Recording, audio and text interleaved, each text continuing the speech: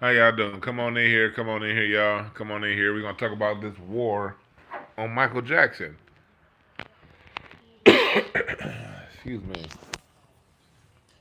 We kicking in here with Rocky. Hear Rocky snoring? Rocky over here like, hey Rocky, you up or you sleep? Oh no, you up, little nigga. You up. Look at him. Look at him. We kicking it with Rocky right now. What's up, everybody? Come on in here. What's up, Brown Sugar? What's up, Humanes?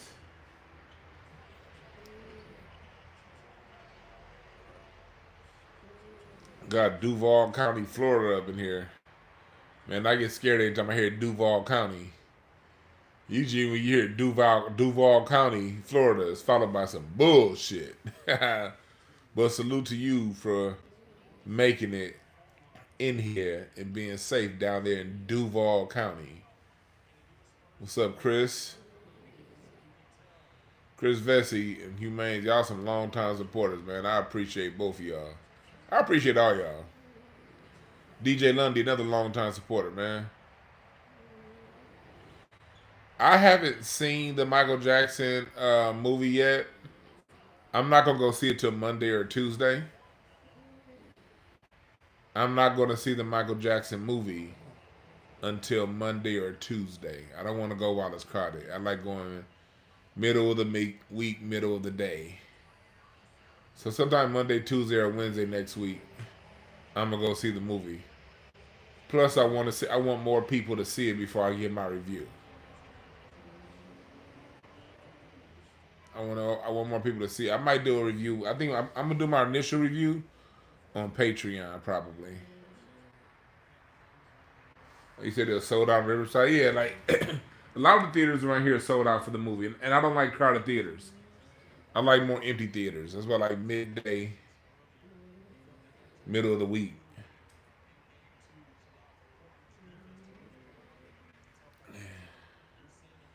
So I'm not going to review the movies right now. So I did talk to Taj Jackson this morning, Tito's son, and he said it wasn't no fuck shit going on. So I had to get the clear because Taj be holding it down for the family, man. So I had to. I don't know Taj like that. We just communicate sparsely. He thanked me for holding it down for his uncle a couple times back in a few years ago. But so I'm going over here. I'm like besties with the Jackson family. I'm not. I just talked to Taj a few times. Taj was setting up an interview with me and his dad Tito, but Tito passed away. I'm like, man, I wish I could have gotten that interview with Tito. I really do. But life goes on. But Taj said it was good, so that's all I needed. But tonight isn't about the movie. Tonight is not about the movie. Tonight is about the overall industry of. There's an industry surrounded around these Michael Jackson allegations, and as you see with OJ and it's about to happen. I don't even. I'm not even. Well, I'm not even gonna put the other guy. I'm not even gonna mention the other guy's name. We all know the regular executive that was under Clive Davis that's in jail now. I'm not gonna mention his name in the same sentence as Michael Jackson. But there's gonna be an industry around him too as time goes on. There's an industry around black guilt. There's an industry about putting black men in through the trial of public opinion. What's up, Netta? Got Netta up in here. Netta's on time, so we good. We good. Netta on time, we gonna have a good show. But I'm not gonna talk about the movie itself. I was going through Twitter, and there was an article in Variety magazine. And in Variety, they were talking about there's some new allegations with these people saying Michael Jackson did something. And I think as long as those of us who were around alive when Michael Jackson was alive, I think as long as we are alive, there are going to be films, documentaries, TV shows around Michael Jackson and these allegations. What up, Fresco?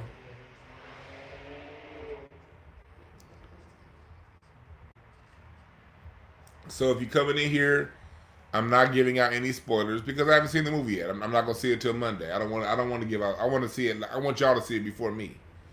I'm telling you right now, if y'all ain't seen it by Monday or Tuesday, we gonna talk about it after I see it.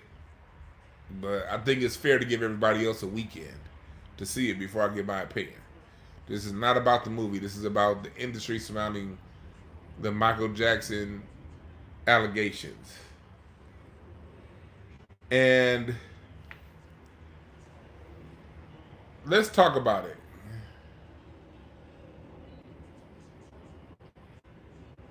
Let's talk about it. Michael, Michael here. Who is Michael Jackson, and why do they have this issue with him? Let's break it down. Let's start off with who Michael Jackson is. This is my opinion, and this is my perspective. Michael Jackson is a light that shined from the heavens above. That's who Michael Jackson is. That's who he was when he lived, and that's who he is now in death. Michael Jackson is a light. And Michael, if you listen to his entertainment, you can tell that he was literally born here to do what he did. There is nothing else that Michael Jackson could have done on earth. Had Michael Jackson been working at the steel mill or been an electrician, he wouldn't have been, his life wouldn't have turned out, he wouldn't have been happy, put it like that. He was literally born to sing and perform. And in life, when we're born to do something, it's like when you come here to do something, you're going to get the environment necessary to cultivate that. So he first got to start by saying thank you to Joe Jackson. We got to start this by saying thank you, Joe Jackson. Because Joe Jackson was the perfect father for Michael Jackson to be born under.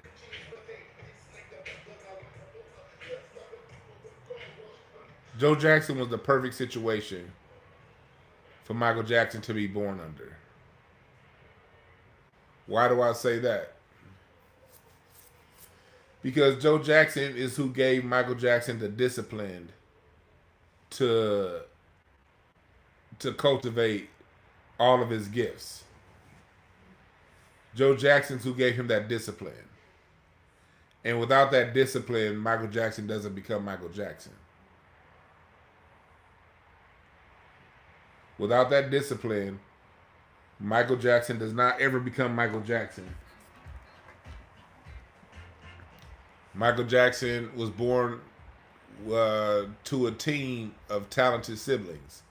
Jermaine, Tito, Randy, Janet, and on down the line. Rebe, all of them. And what they'll do is they'll talk about Michael Jackson and they'll talk about Joe. And if you notice, they talk about Joe and the beatings. They want you to stay focused on the beatings and the whoopings.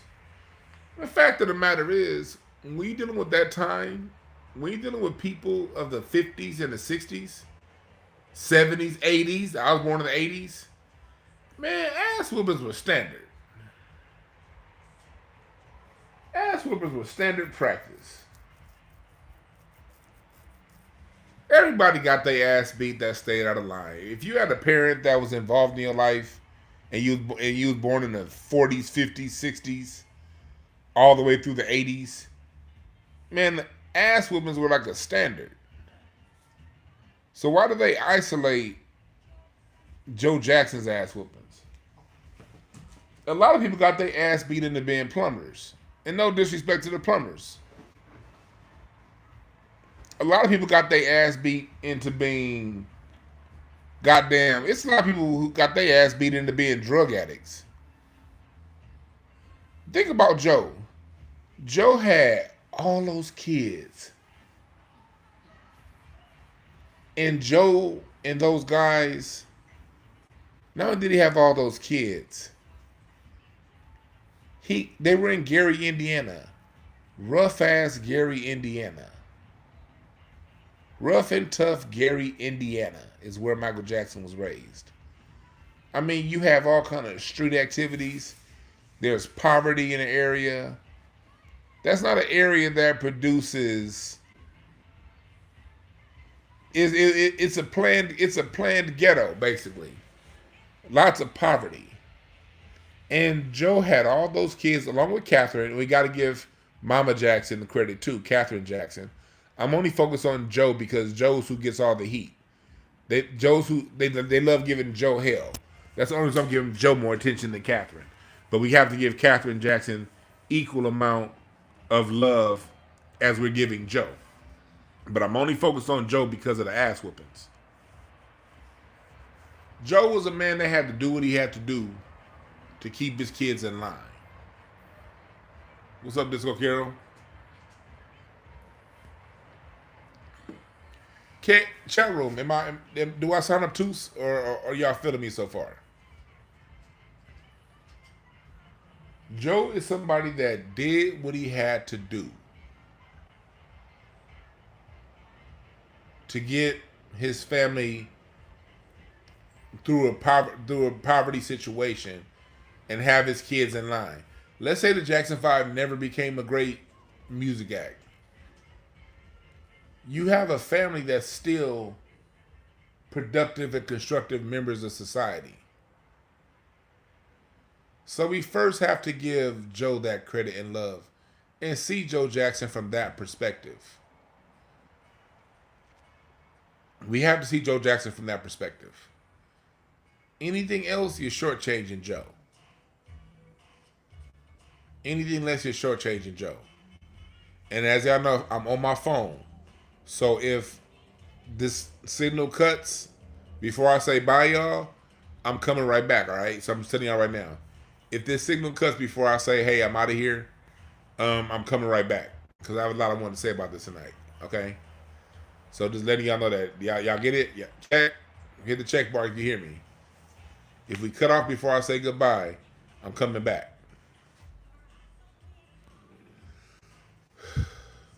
So back to what we're talking about.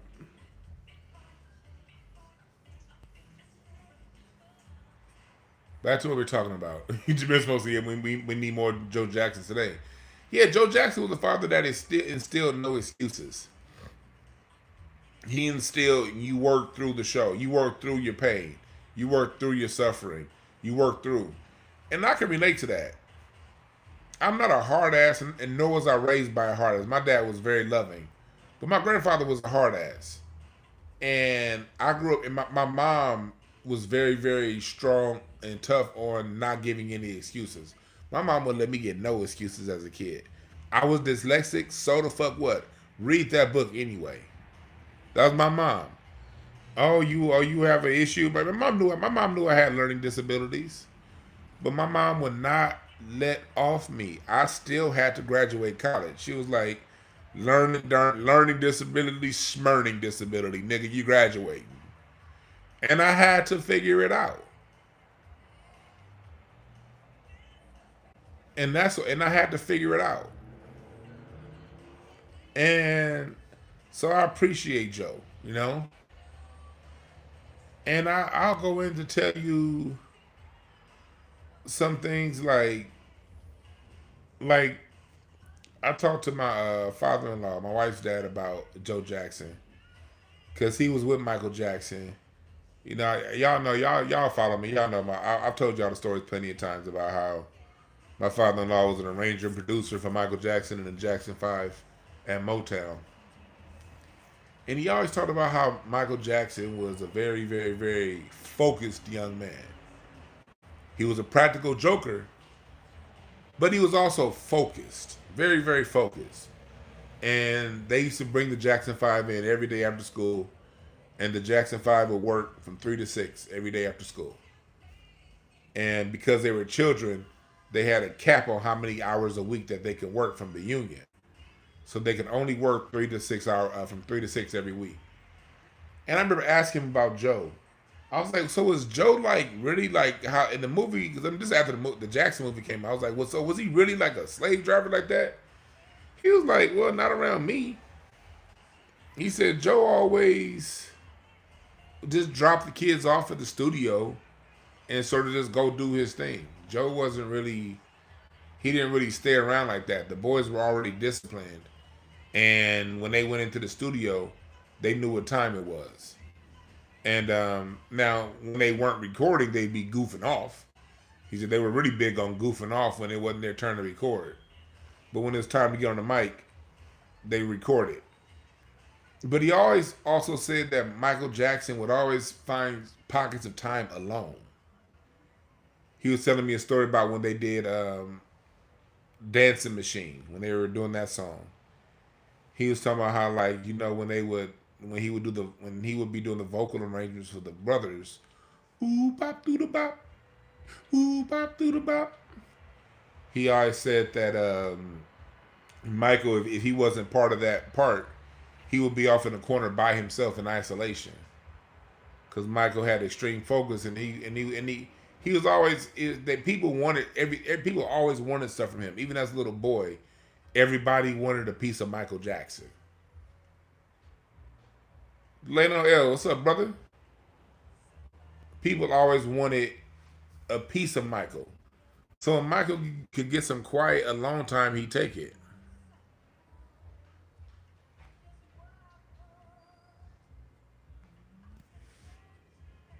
So that's just the groundwork I want to lay when it comes to this. So he was cultivated in that environment. But Michael Jackson, when you get into his music, let's get into his music now and his mission. Before you get to the performance and the dance, the Jacksons and Michael Jackson always had positive music.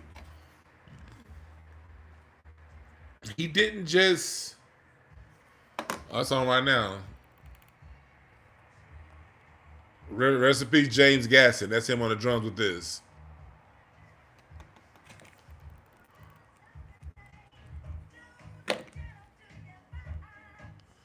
Yeah, I was just talking about my father-in-law arranging that song for the Jacksons. He wrote the vocal parts for that for Dancing Machine. But let's get into his music. When you get into the lyrics of Michael Jackson's music, from Can You Feel It to Off the Wall to Earth Song and on down the line, Michael Jackson's music spoke to humanity.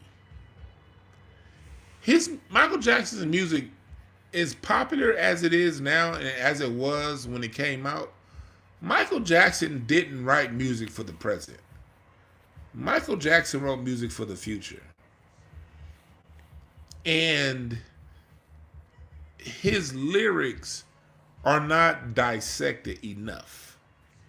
If you're on my Patreon, I have a show up where I break down Michael Jackson's lyrics, and it's called The Militancy in Michael's Music. It's called The Militancy in Michael Jackson's Music. Go look up that show on Patreon.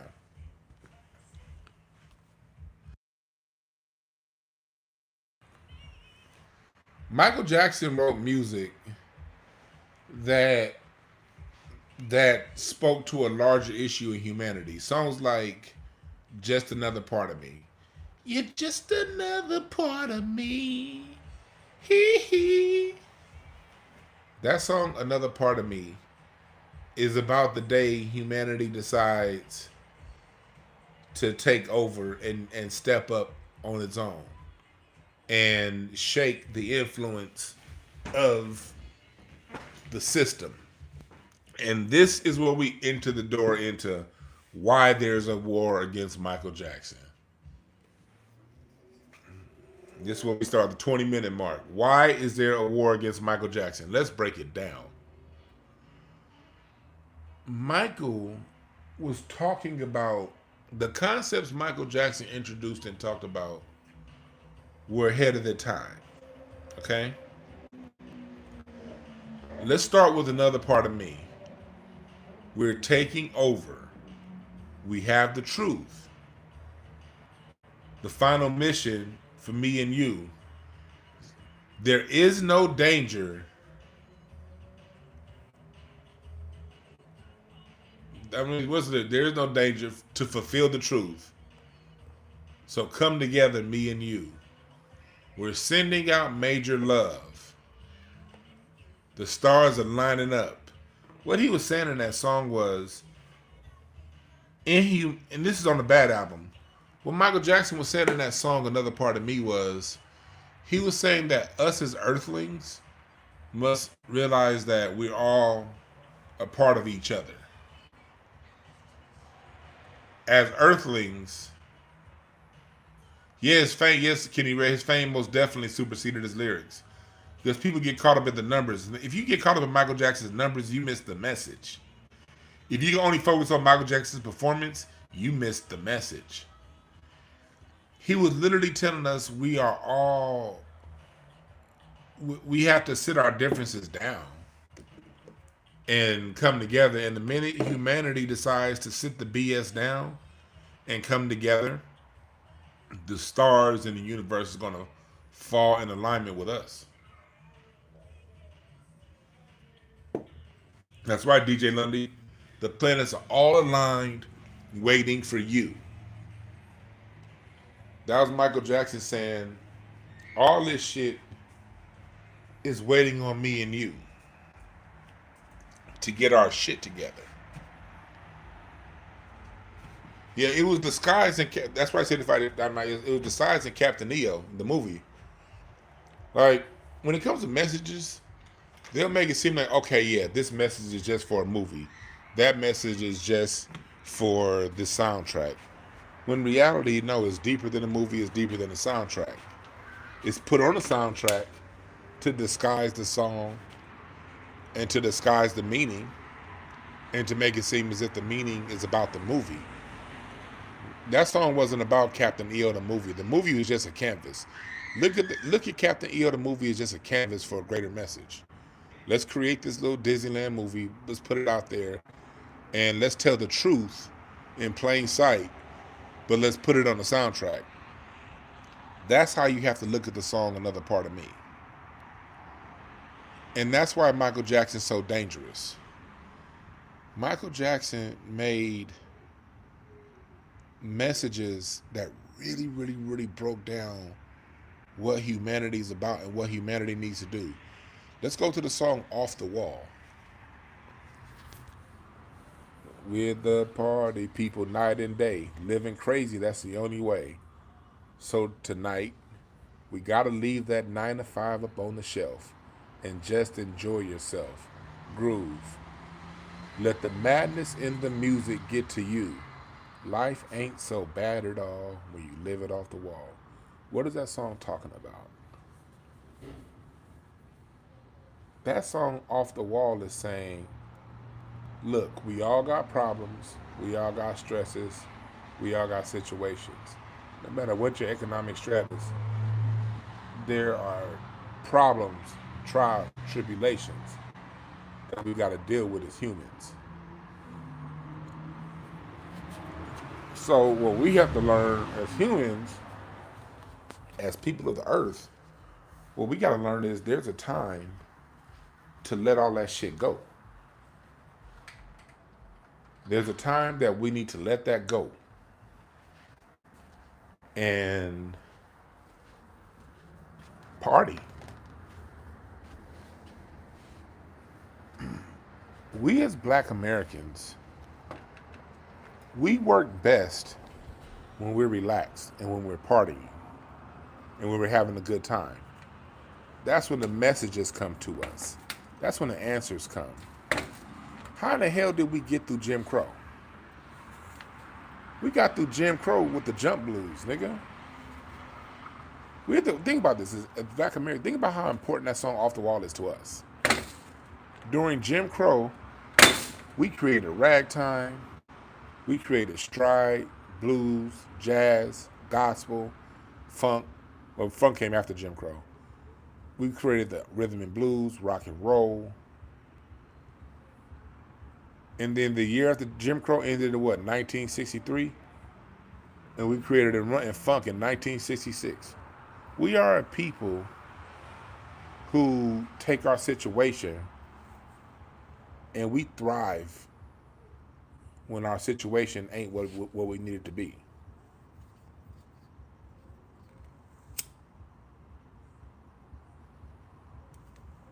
Oh, Off the Wall Zone right now. It's funny. I'm talking about Off the Wall and Off the Wall Zone right now. It's shit crazy how that shit come up.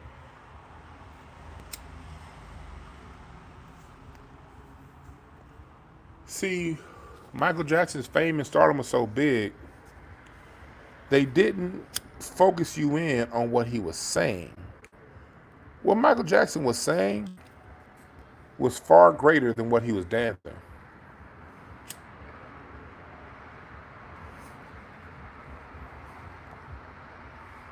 Michael Jackson's dance is the magic.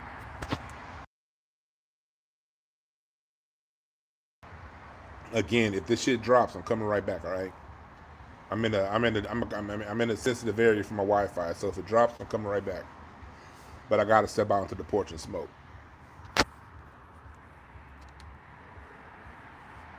So back to what he's saying.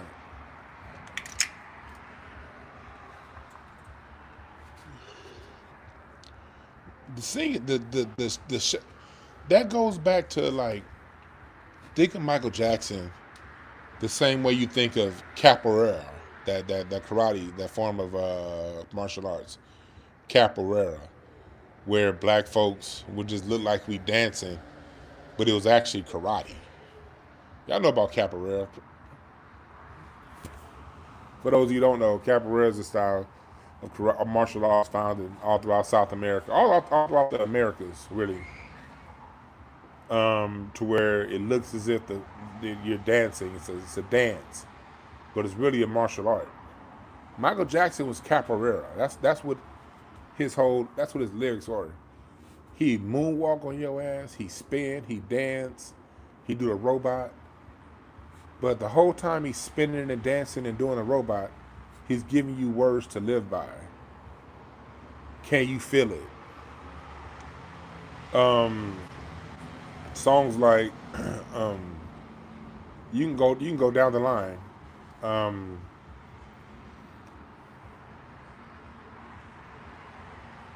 then as Michael got older in his career, when you started to get further down into his career, the messages got more and more meaningful.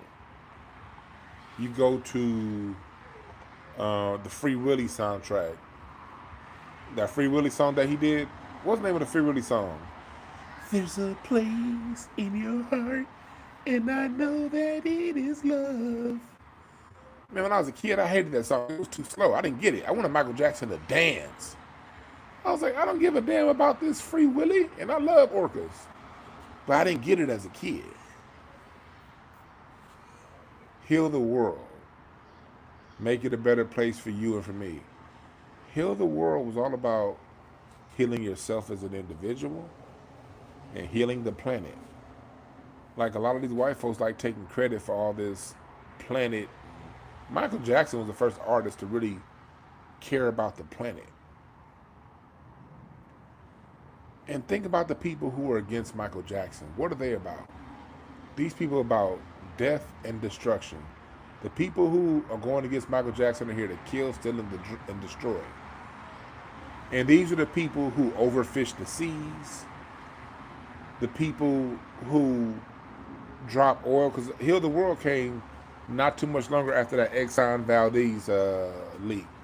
Who remembers that? Who was around back in the late 80s, 90s when Exxon had that major spillage in the Alaskan Sea? The Exxon Valdez. Who remembers that? Heal the World came out right after that. Michael Jackson used his platform to speak against big business. He used his platform to speak out against all the stuff that these evil people are still doing now that we complain about. Do we ever think about it that way? That's why there's a war on Michael Jackson. Because the reason why I say that saying there are no perfect messengers, only perfect messages, the reason why I say that every time I sign off, the reason I say that every time I sign off is because we as a humanity is very, very focused in on finding the perfect messenger. Humanity is very, very zeroed in on how do you look. You know, part of the reason why I smoke weed on camera. I don't want to. We need to grow up, and I understand that there's a way things people look for when they're trying to decide who to follow and who not to follow. Me personally, I'm not gonna give you the obvious things. I'm gonna smoke on camera and I'm gonna be fat, and I'm not in shape. Most of you niggas are trained to listen to somebody who don't cuss, who's in shape, drinks a lot of water, don't smoke, don't drink, and y'all listen to that person. They'll lead you right down to they'll lead your ass right to slaughter. That's just how we are as people. So, the people that Michael Jackson made music against, they understand this. So if you slaughter the man's image, you're not going to listen to what he was saying.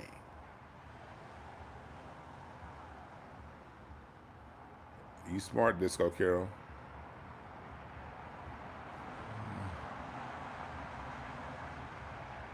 You dig what I'm saying? What's up, Clock in the building? But do y'all hear where I'm coming from? This is why. This is why they. There's a war on Michael Jackson and his image. You have to destroy his image. Because if his image stays intact, maybe they might listen to what he's saying.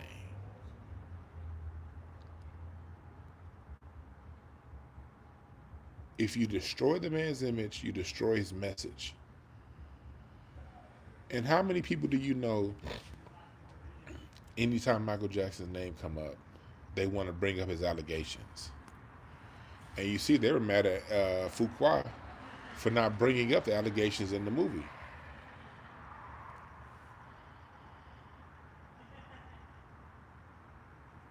Michael Jackson, we could just go through his catalog. Make that change. Man in the Mirror. Michael Jackson he had another genre of music that was only Michael Jackson that he doesn't get credit for, and that's the R&B, the rock and roll, gospel sound. Michael Jackson understood how to fuse gospel choir with rhythm and blues, gospel choir with rock and roll. When you listen to Man in the Mirror, he brought in, who did he bring in? Andre Crouch's choir. Andre Crouch, who was a revolutionary in and of himself. Andre Crouch revolutionized gospel music. He took it from the traditional James Cleveland sound, and Andre Crouch is the one who modernized gospel music. And so what Michael Jackson did was he called Andre Crouch and used his choir for Man in the Mirror. And that song was all about looking at yourself. If you want to make the world a better place, take a look at yourself and make that change. Ask yourself, y'all, has there been a more powerful pop, rhythm and blues song than that?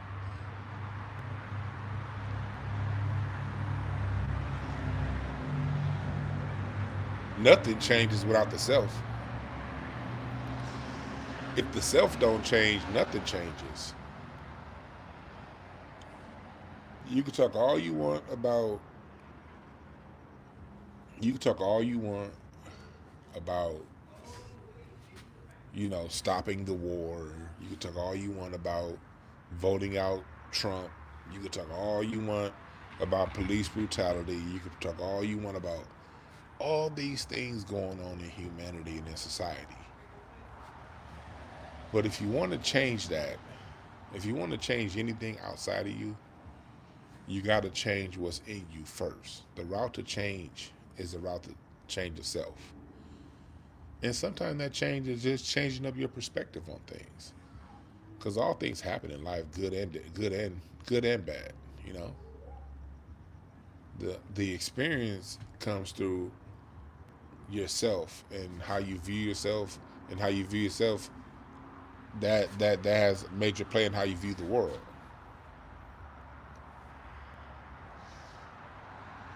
A man in the mirror is more powerful than a change is gonna come. I love a change is gonna come, but a change is gonna come by Sam Cooke is aspirational. That's a song. Change gonna come is old. That's old school gospel. That's the whole. Okay, the change is gonna happen one day somewhere outside of me. And change gonna come is a powerful song, but it is not as powerful as Man in the Mirror.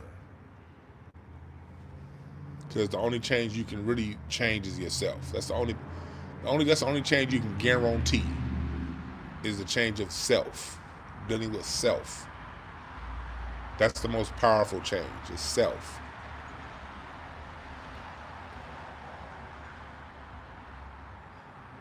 Those black folks doing Jim Crow, that put it up on themselves, not to march.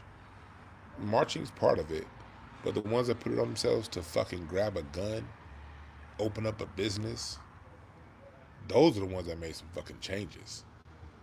The ones that took their economics into their own hands and their safety in their own hands. Those are really the ones that made the changes during the civil rights movement, not the ones who sat around waiting for a change to come. MZ Moore and the people who got out their rusty ass and made change, those were the change makers, not the ones waiting for a change to come. Let's be very clear. That's why there's a war on Michael Jackson. Listen to the man's lyrics. Listen to his lyrics.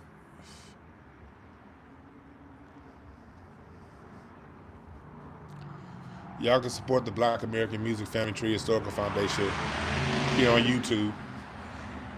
As you see that fundraiser tab you see right there, that is my foundation. That is my foundation. That's right there on the fundraiser tab. Feel free to donate to my foundation, because these are the lessons that I teach when I go to schools, when I work with people and children. I teach these deeper lessons in the music. So if you like what I'm doing, hit the fundraiser tab. Those go right to my 501c nonprofit, and that money is used to teach, create documentaries. It's helping fund my book that I'm writing. It's giving me time away from other work so I can write my book and finish this shit.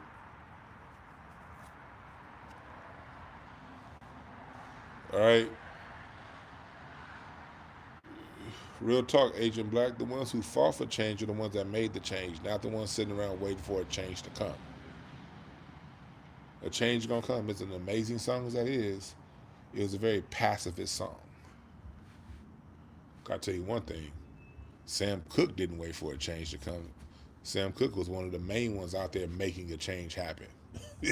I'll tell you that much. Sam Cooke made the change. He didn't wait on shit. You dig what I'm saying?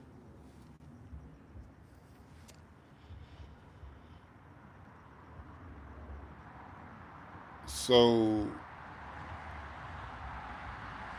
let's get through Remember the Time. Remember the Time, in my opinion, from my point of view, was a download from Michael Jackson. He probably got that. He probably got that song downloaded to him at 3, 4 in the morning, getting ready to go to bed. And I'm pretty sure he got a download and wrote that song out. Because Remember the Time was a song that spoke to our Black American DNA memory. Who remembers that video when it first came out? For those of you who weren't around in 92, man, that video came out on Fox 11. Michael Jackson was the only person getting a music video premiered on network TV. I remember it was on a Sunday, and it was right before In Living Color. Chat room, press number 1 if you remember that. The premiere of Remember the Time. It was right before In Living Color came on.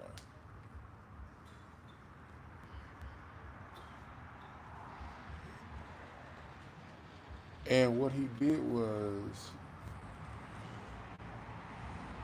he came in. See, I kind of want to break the video down. I think I'm going to break the video down on Patreon. Well, here, look.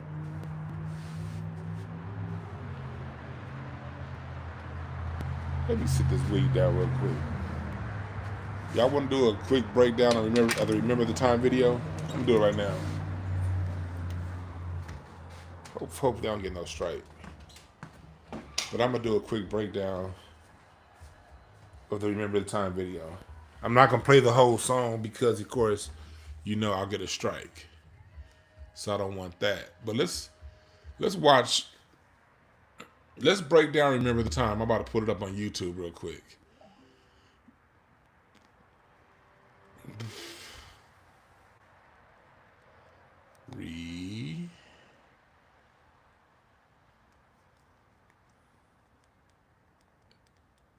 Here we go. Let's break down the video.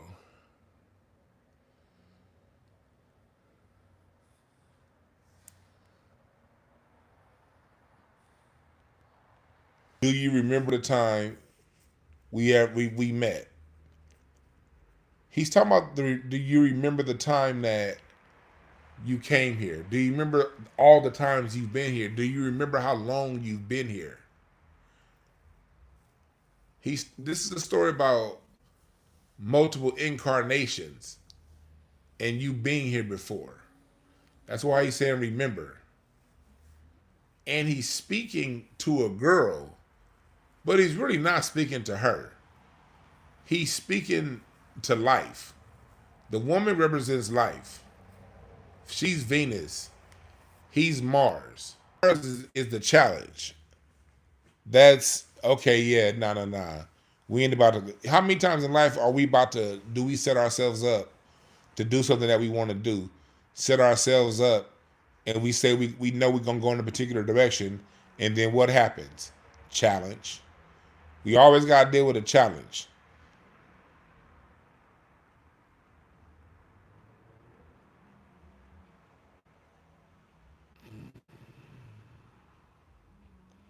Oh shit! I just got I'm sorry.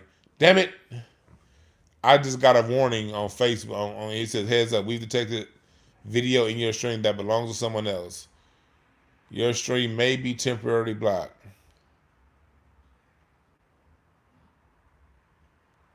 So the rest of this channel, the rest of the show, I can't keep playing. They just damn it! I didn't even get to the part I wanted. I was kind of just blabbing.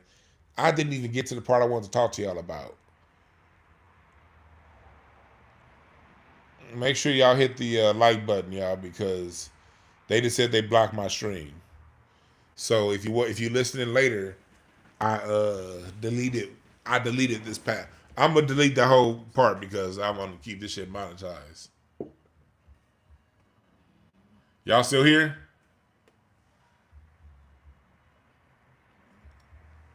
I didn't even get to the part I wanted to get to, but they just sent me a warning, so I thought I could be slick.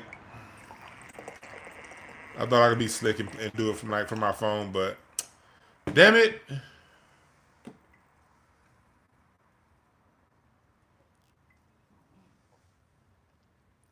Damn it, damn it, damn it. So let's just keep going with the song itself. Let's just talk about the song. So remember the time it's talking about not forgetting the previous lifetimes you had on earth. I will never forget what we had, my baby. Basically, I'll never forget where I come from.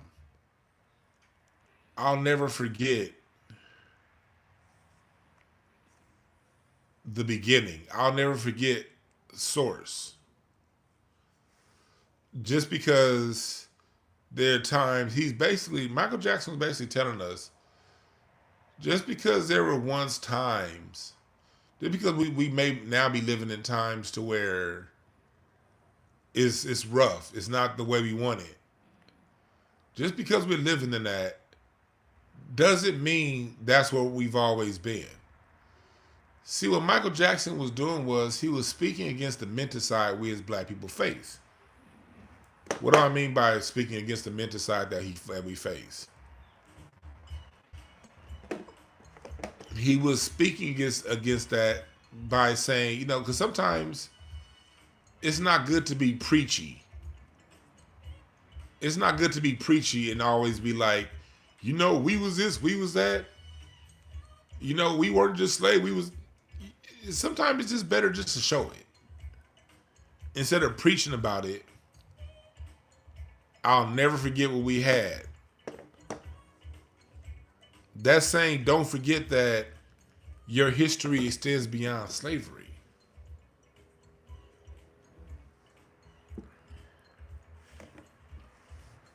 Your history goes beyond slavery. Your history goes beyond Jim Crow. And that's what that song and that video was all about. And then when he gets to the end of the song, he tells you don't even have to go as far back as ancient Egypt. You could say you and me in Spain, talking about the Moors. The Moors in Spain. Ziriab. Al-Andalus. Where American music is tied to. We got to realize our music is more closer tied to Moorish Spain, Moorish Europe, than it is Africa. And that's just a fact we're going to have to deal with.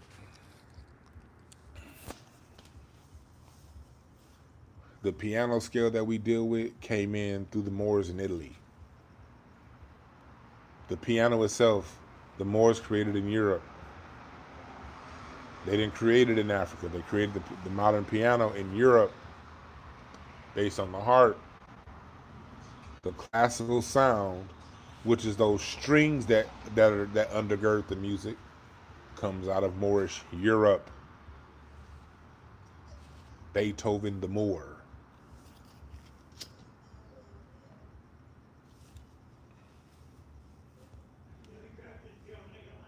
When Michael Jackson says, you and me in Spain, if you look to Spain, pay attention to this. Why do you think so many great jazz artists got music about? There's more music about Spain than there is about Africa in jazz. Flamenco Sketches is one of the most recorded songs, played songs in jazz history. Miles Davis, Sketches of Spain. John Coltrane went back to Spain to study. Dizzy Gillespie went back to Spain to study. They go to Spain because that's where you can go to the Alhambra, and you can go to Seville and Toledo, El Dorado, and these places that were built by black Moors.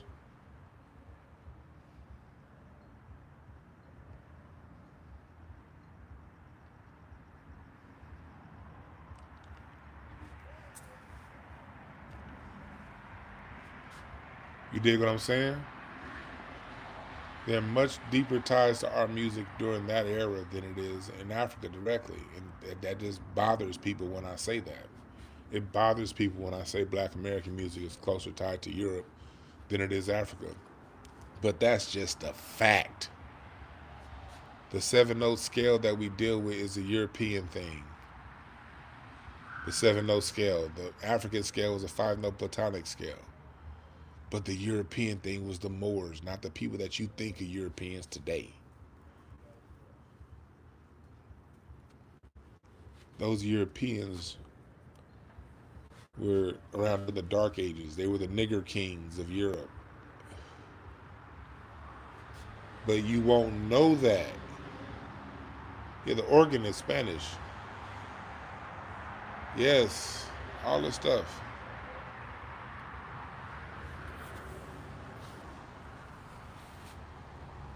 I can't say Spanish. It's not Spanish. It's Moorish. Al-Andalusian. Andalusian. It's not Spain. It's Andalus. That's what it was called before. It was called Spain. Andalus.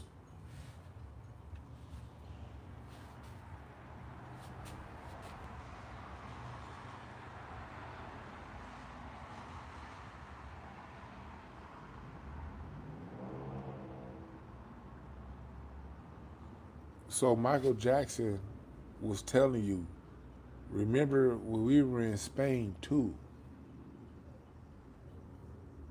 And I'm sure if Michael Jackson was still living and we're starting to uncover more and more history of our American ancestry, I'm sure he would have wrote a song about that too. If Michael Jackson was living in 2026, I'm sure that song will be coming out about here and our ancestry here. I'm 99.9% sure. Why am I so sure? One time when I did talk to Taj Jackson, remember Taj is the oldest of the second generation, third generation of Jacksons. Catherine and Joe being first generations. But out of all the kids that the brothers and sisters had, Taj is the oldest one. So he has a very, very, very unique perspective because he was the first. He was there before Michael. Before he was the kid that Michael spoiled because Michael didn't have his own and all the other uncles. But Taj said that when he told me on our phone conversation, he said his uncle did give him gifts, like he would shut Disneyland down for him. But he said on top of that, he said Michael would give him books. He said Michael always had the nephews and the nieces studying about Africa, studying about the Moors. He said Michael was real deep into that. See, especially as he got into the 90s, in the 80s and the 90s. He said he said some of his biggest memories of his uncle when he was 10, 11, was Michael giving him books on Africa and books on the Moors. But mostly anything Black history. He said Michael was really big on Black history. And I heard that from Taj himself.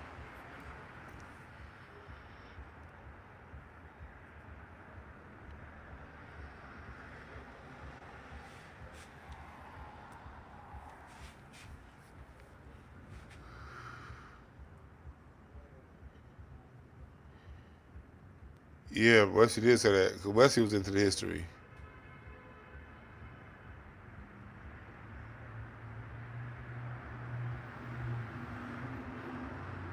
And so this is why there's a war against Michael Jackson. Because if we really study Michael Jackson gave us the keys on how to deal with what we're dealing with. So if you really want the keys on how to deal with Earth and humanity, you have to go to the history album. History album, and I'm going to do reviews on History album as we get closer to the 30th anniversary of it. The month of May we're celebrating Miles Davis all May because this is the 100-year anniversary of Miles Davis. His birthday is May 26th. So on Patreon and also here on YouTube, we'll be celebrating Miles Davis all the month of May. We're celebrating 100 years of Miles Davis. Miles Davis made a profound impact on Michael Jackson, and especially his music. But in the History album, going back to Michael Jackson's History album,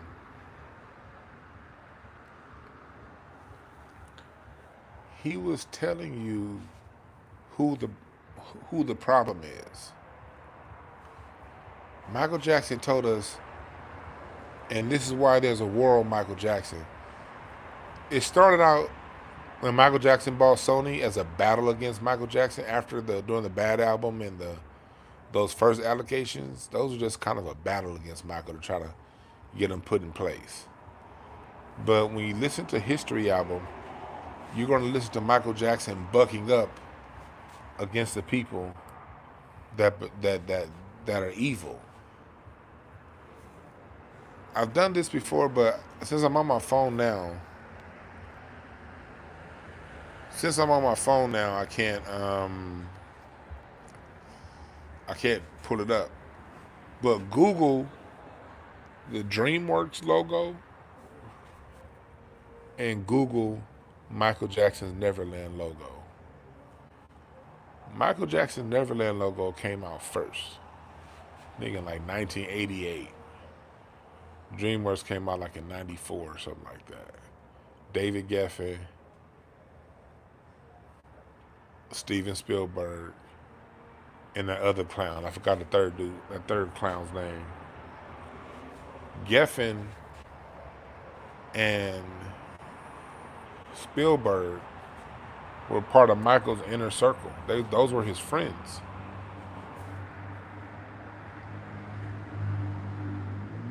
Those were his friends. But when he bought Sony, they stopped being his friends. They even took his logo. Did y'all Google it for me? Did y'all Google it? If you see the DreamWorks logo, it's the Neverland logo flipped on the opposite side. They stole the Neverland logo, allegedly. Pay attention, let's go look at it. I'll give y'all 30 seconds to Google that. I won't say anything. I'll say some filler, but I want y'all to go take time right now. If you're not driving, if you're driving, don't do that shit. If you're driving, hell no. If you're driving, keep driving. Do this shit later. But if you're sitting down, Google Michael Jackson's Neverland logo, and then Google the DreamWorks logo. You see U.S. Blues? You see Michael Jones?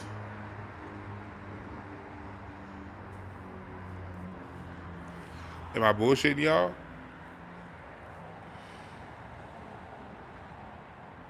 Listen to me, then listen to your spirit. That's all I gotta say when it comes to that. But those two turned on Michael. When you look at who produced Leaving Neverland and a lot of the stuff the Oprah stuff that's negative to Michael Jackson, just Google and just look it up. Is this production company tied to David Geffen? Salute to LACMA, the David Geffen new LA County Museum of Art. I'll be there for Jazz on Fridays this coming summer. But look at some of these documentaries and just see who produced it, see who was in on it, and then see if those companies are tied in any way, shape, or form to David Geffen and his companies.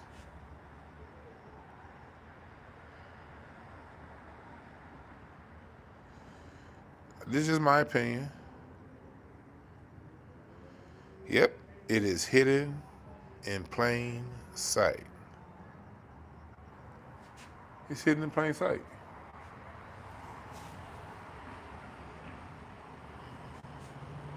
Everything they do is an imitation of us, and it's right in front of our face.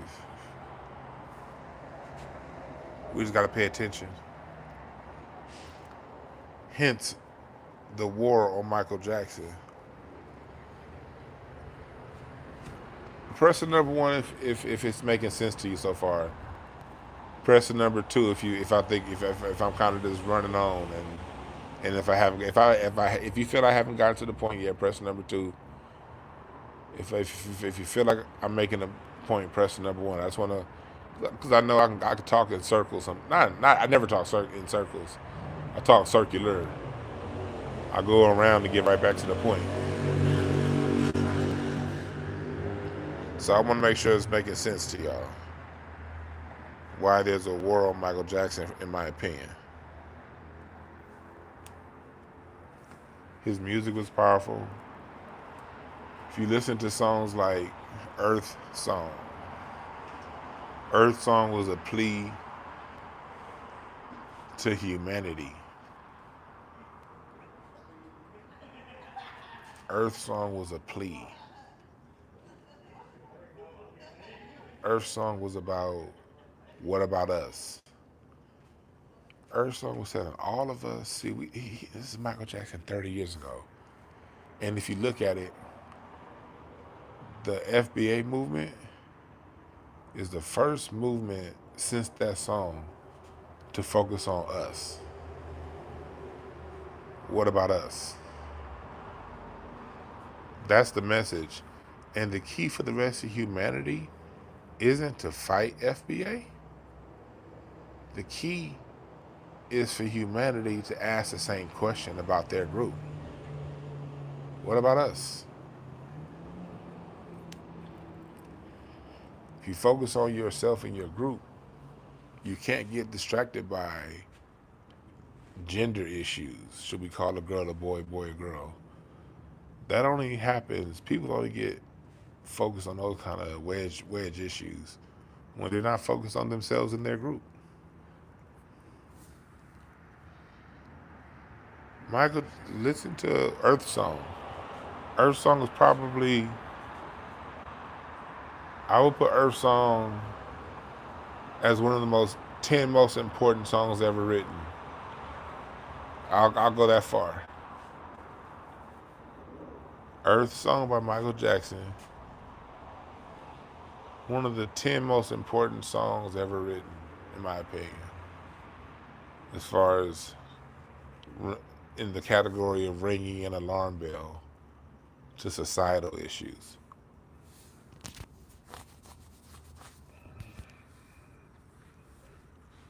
Marvin Gaye gets credit for what's going on.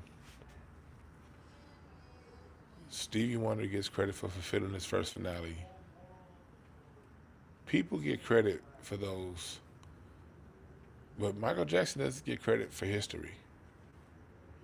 They tried to bury history. Remember, if you go listen to the song now, I still got the CD. But if you listen to They Don't Really Care About Us, chat room, what word do they blurp? What two words do they blurp out? I want to see if anybody in the chat knows.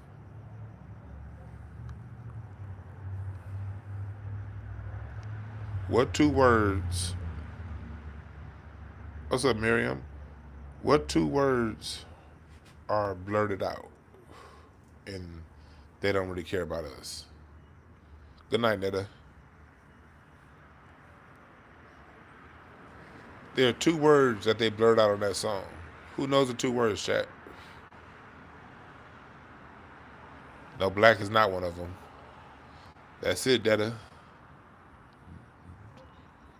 Jew. He says, Jew me, sue me. And this is just for educational purposes. This is not me spewing any kind of epithet. This is educational purposes. me explaining the context of communication in the 80s and the 90s. I didn't live in the 70s, so I don't know. But I remember in the 80s, it was popular to see on TV if somebody was getting cheated out of money. Back then, they would say, "You Jewed me." This is just educational. This isn't saying how I talk. This is what you would hear people say on TV back in the 80s and on TV in the 70s. That at the time, so when the 90s came, they didn't say it as much, but they did say it a lot in the 80s and the 70s, based on TV shows in the 70s. Right, Miriam?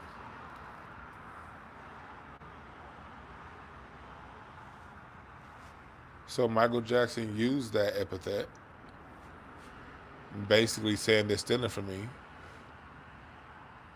And then he said the other word was a kite that he used.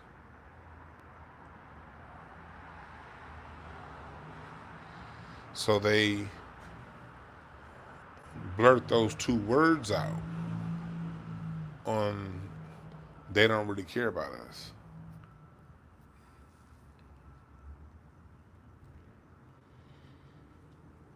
And then you go to the song history. Every day you create your history. That's what that song is saying. In the song history, he's using the great American white heroes, Roosevelt, King too, but Roosevelt and the presidents. He's very smart or intelligent on how he delivers a song. So Michael Jackson wasn't controversial in the historical figures that he used. He made sure to use historical figures most Americans can agree with. Roosevelt, Kennedy, Einstein. But in the message, he's asking, how many wars do we have to fight? How often do we gotta go through this BS? And then he's telling you every day you create your history. So basically, get off your ass and do something and be something and do something with your life. Ultimately, is what that song history is saying. Every day creates your history. So he's telling you how to really live your life in that song. About making sure that you make sure that you live your life to the fullest. He had this song right here, Tabloid Junkie. Tabloid Junkie. In this song, Tabloid Junkie, Michael Jackson was teaching you in Tabloid Junkie. Hey, man, don't believe that shit that's written.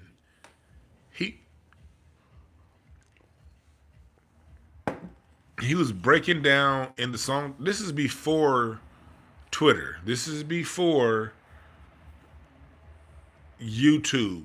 This is before, because a lot of times people like to blame things on the current times. This is before all this social media shit. But he's talking about how the tabloids work. The tabloids are just now online.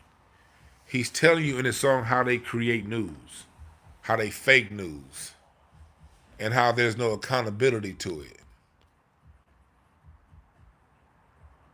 Listen to the song Money. He talks about the oligarchs. History is probably the most important, one of the most important albums ever written.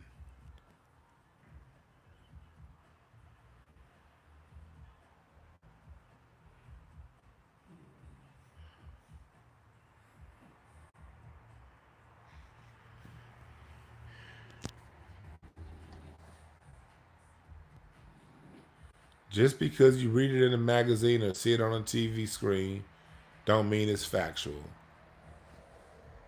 That's this song. Man, go listen to Tabloid Junkie. I can't play it loud. I'll get a strike. There's a war on Michael Jackson, and this is where the world's. The war is to not get you to focus on what I'm getting you to focus on now.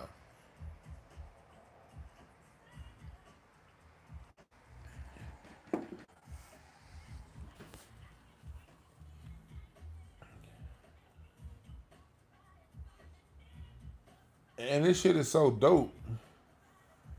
Do y'all even know Michael Jackson had a Biggie feature on this album? People don't even know Biggie featured on this album. Because Michael Jackson was so big, he didn't have to put Biggie's name on it to sell a record.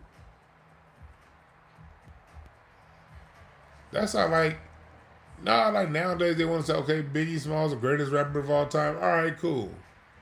That's fine. Let's roll with it. Michael Jackson was so big, he didn't need to put the man on credits.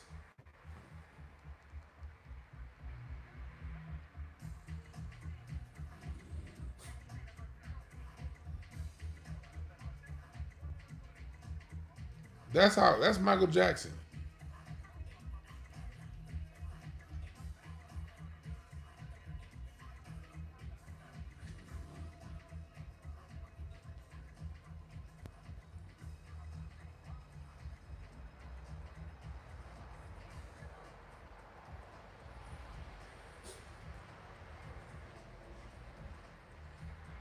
Yeah, I saw that. I saw part of that Dallas Austin interview. I didn't see it all.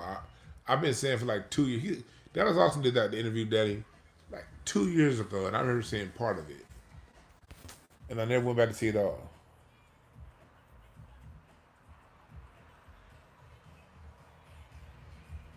So this is the level that Michael Jackson's operating from. When you listen to the song "Off the Wall," that's him telling you how to use your lower nature to let go. You can't always be dialed in. And if you're going to get that's a root chakra song. That's a root visceral nature song. That's a Off the Wall is teaching you how to use your physicality, dancing and letting go.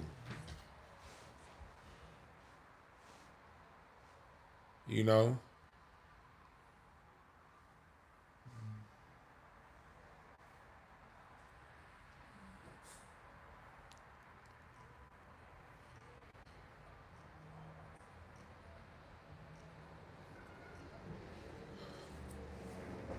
And Michael, he man. And then that's just a lyric. Now let's get into Michael's aura and performance. Michael was a Ten of Hearts, like this year. This year's a Ten of Hearts. We're in a Ten of Hearts year, and Michael Jackson was a Ten of Hearts card. Michael, the Ten of Hearts is all about expression. Like complete, a 10, anytime you're dealing with the number 10, you're dealing with completeness. A 10, that's why if you notice when we rate things, we can choose any scale to rate anything on 1 through 5, 1 through 3, 1 through 13. But the consensus is to rate things 1 through 10. That's why people, when something is perfect, we call it a dime. If a point guard throws a perfect pass, he threw a dime. Dime is perfection and complete expression. And that's what Michael Jackson came here to do. He came us on a spiritual level. Michael Jackson's lesson was to teach us expression through all areas possible and releasing expression. When he sang with real power and he sang with clarity. He didn't use auto-tune. Now, auto-tune was invented in '97. Michael Jackson surely could have used auto-tune on Invincible. He didn't do that. And as his voice changed, he changed with it. He had the child voice.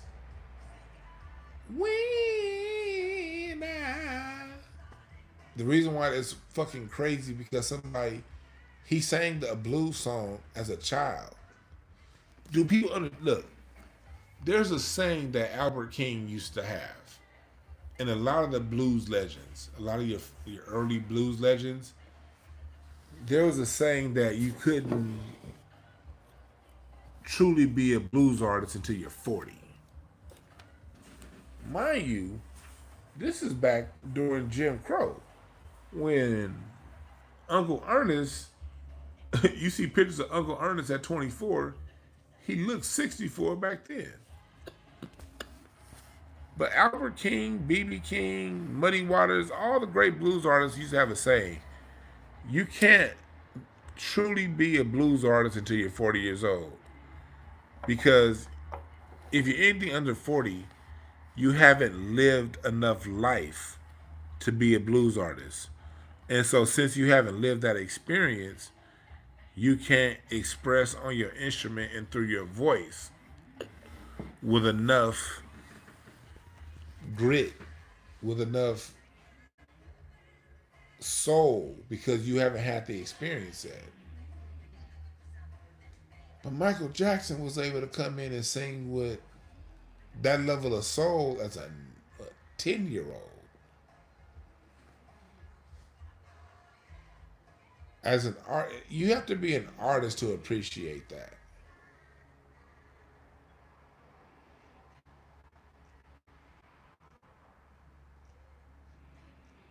Yeah, I saw that, clap clap. Yeah, sing with that level of soul. See, if you're not a musician, you just hear a sound. But if you understand music, you just gotta breathe when he sings that. You're like, wow. Because I remember before I became a musician, I would hear people. I would watch the interviews of Smokey Robinson and the different old people talking about how, wow. I'm like, well, it just sounds good. I had to live some life and be in that studio and be in those rehearsals to understand, like, wow, for him to express that song in that manner at that age.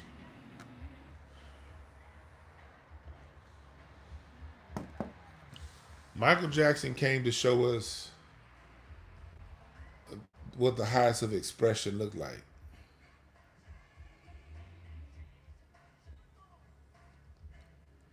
It's no. I might do another show on this. I might do a reading on this show. Tomorrow we're reading Michael Beasley and his Club Shay Shay interview and why he's going through what he's going through. But I might do a show on this, and that's going to be on the three Michaels of the 80s. Mike Tyson, Michael Jordan, and Michael Jackson. Do we ever ask ourselves why these men were named Michael?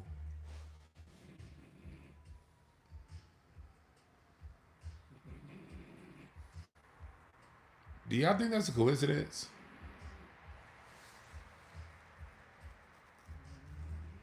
Mike Tyson,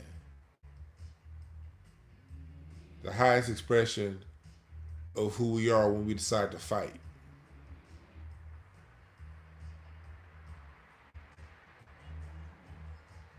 Also, the highest expression of what it looks like when we don't truly believe in ourselves. You have to learn both lessons from Mike Tyson. Mike Tyson showed us the highest level of greatness when we fully dedicate ourselves to our warrior spirit. But he also, the lesson of Mike Tyson is to show us that our vulnerabilities can defeat us. Mike Tyson's vulnerabilities defeated him before Buster Douglas got to him. Buster Douglas was an expression of Mike Tyson's vulnerabilities, and that's what we do as black people. We kind of tend to, our vulnerability is white women. I'm speaking as a collective. My wife is black. I'm speaking as a collective. It's on showing off, like Needy Fuller would say. Showing off, being superficial. We tend to lose on that level. But Mike Tyson showed us who we are as warriors. Michael Jordan showed us who we are when we express our full capabilities physically. We can, whatever we apply,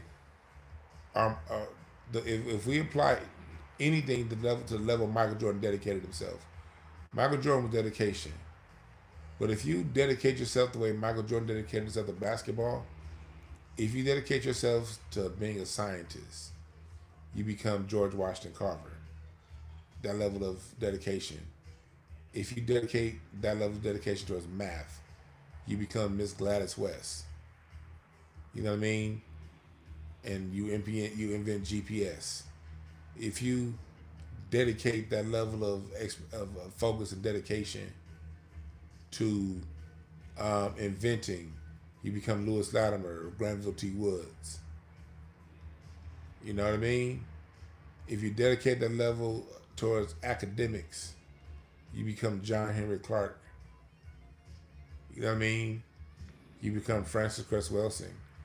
That's what that Michael energy is showing us. And Michael Jackson showed us the highest level of expression verbally and where we can go with our magic. And that's why the other MJ was Magic Johnson. Michael Jordan, Mike Tyson. Irvin was born. Irvin's mama probably, the spirit probably told her to name that nigga Michael or Mark. But she said, I'm gonna name him Irvin. So his game had to be so magic, he was given an M. So he couldn't be Michael, but magic could be magic. And if you notice, there hasn't been anyone in basketball to ever imitate Magic Johnson. And if you notice, Magic isn't talked about in the greats with true honor and respect. They wrote Magic Johnson. They couldn't. These white supremacists couldn't let two niggas be great. You dig what I'm saying? So it's almost like don't mention Magic. Yeah, Kenny Roberts right. Kenny read that the MJs also represent the four elements. Michael Johnson in track, right? And when did Michael Johnson come around? He came around what 94, 96 Olympics. So he was still around time with the MJs. Michael Johnson, right? 400 meter, 200 meter. That nigga like a duck when he was running. Long neck nigga. But we had a lot of MJs. And I think MJs were physical manifestations to show us our greatness as a collective. But going back to Magic Johnson, Magic did things with that ball that we still haven't seen. Things that we still haven't seen. Magic did. Those passes. And think about it, Magic did all of his work in 12 years. That 13th year is when he came back that 1 year that played half a season. Magic really did his work in 12 years. 5 championships, 9 finals appearances, 10,000 some odd assists. He did that shit in a very brief time.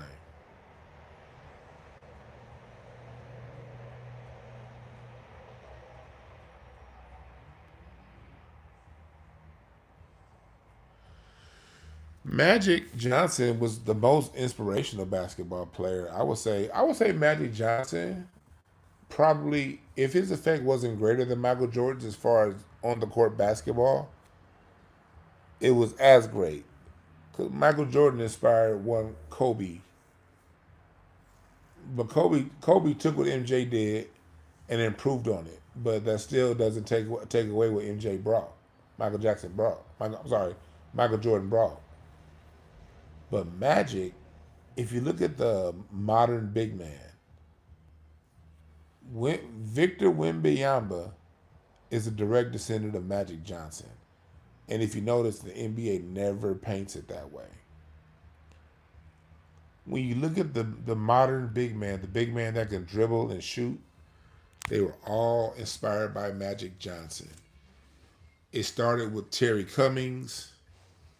in the 80s into Derek Coleman and Chris Webber, if you listen to them, they always say, oh, Magic showed me a big man can handle the rock. They wouldn't let big man handle the rock before Magic. Joe Jelly Bean Bryant, Kobe's dad, was 6'8". He could have done it, but the rules of basketball at the time was big men don't carry the ball. If you 6'8", if you're above 6'5", your job was to get under the basket in basketball at the time. That was the philosophy, no matter how good your game was. Kareem could handle the rock. You look at Kareem, video from Kareem from UCLA, man. Kareem would bring that ball to the court at UCLA, in the end, dunking on niggas. Niggas think Wemby is starting. No, Kareem did that shit. But when he got to the NBA, the rules, you can't do that. You're a big man. You got to go post up. Magic is the one that started that. Yeah, Shaq said it. Chris Webber said it.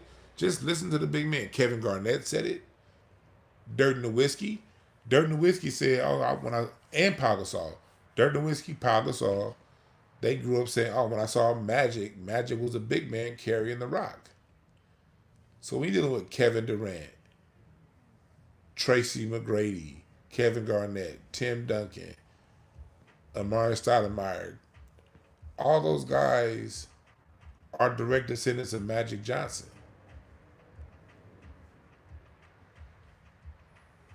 What's up, Randy?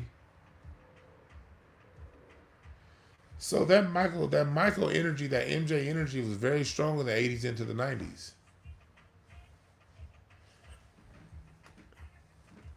Let's think about that for a second. I think I'm going to do a Patreon on that.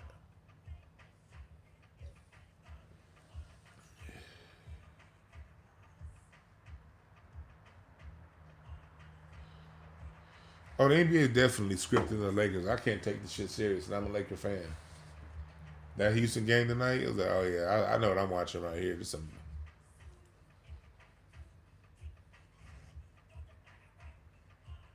Yeah, Joel Embiid, any big Anthony Davis, any face up, handle the ball player over 6'8". Magic Johnson was the one that opened up that door. There was a series. There's a lot we can all learn from the MJs of the 80s and the 90s.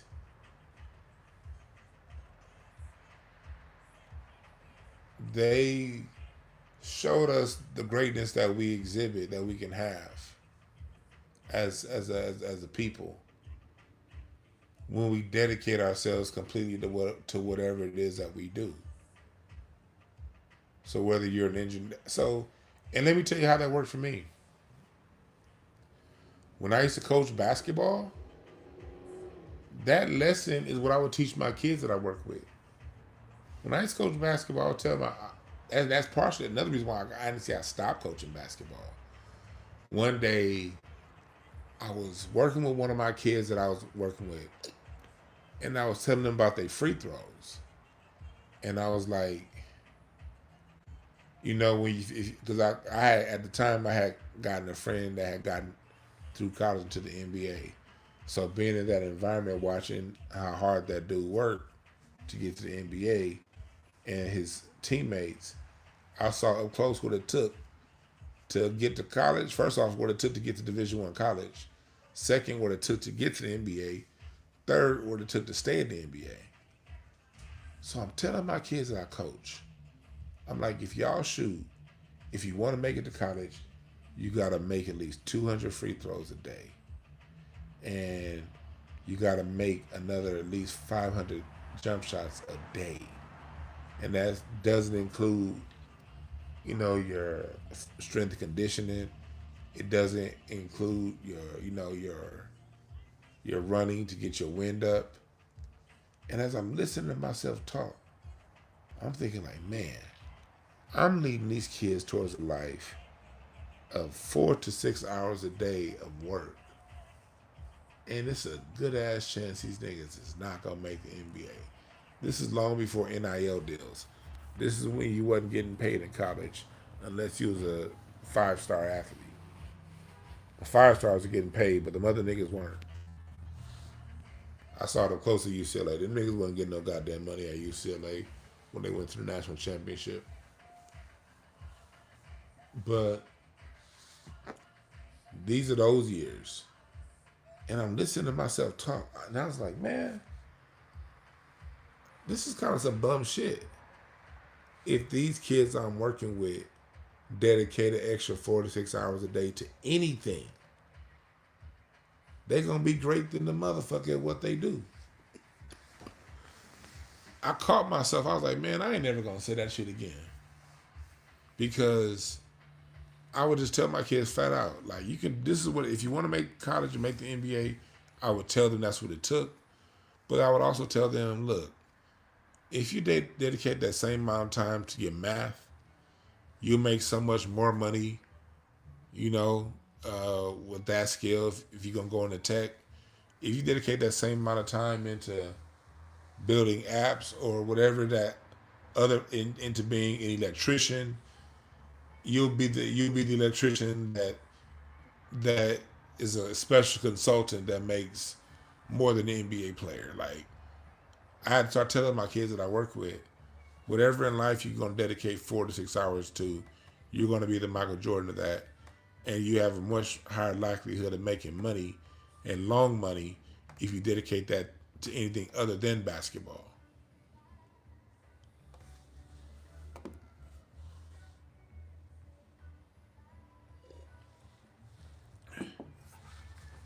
You know, I got a LeBron dick sucker in the room. Look, let me tell you something, LeBron sexuals.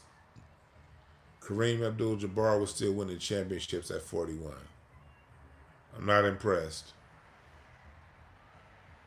Kareem was in the finals against the goddamn Detroit Pistons the round after they knocked out Michael Jordan at 41 years old, dropping hook shots. I don't want to hear it. I was a kid watching Kareem as a 40-year-old drop hook shots winning championships. So I don't want to hear that shit, all right? I'll be impressed if LeBron wins a championship like Kareem did. I'm only asking him to do what I've already seen. If you're a kid and you wasn't living in 1988, then excuse yourself. But I was 1988, it was my birthday, and my parents' school had just let out. I just turned 7 years old, and my parents took us to Vegas that day. We stayed at the Circus, and my mom and my dad made sure to leave LA in time to get to Vegas in time for the Laker game. And we did. And as a 7-year-old, on my 7th birthday, I sat, I think my 7th birthday, it was my birthday or the day after my birthday, before my birthday. And we sat in the Circus hotel room, and it was raining outside in Las Vegas. And I saw 40-year-old Kareem Abdul-Jabbar go back-to-back, beating the Detroit Pistons in Game 7 of the NBA Finals. That's my memory of turning 7 years old. So, no, I'm not impressed by a fucking 41-year-old in the first round. Because as a kid, I got to see a 40-year-old win a goddamn championship against the Pistons.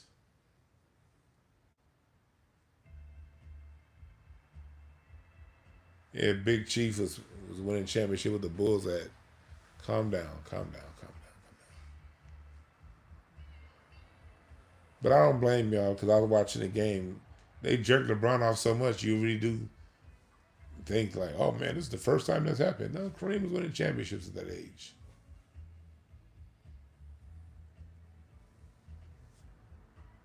All right.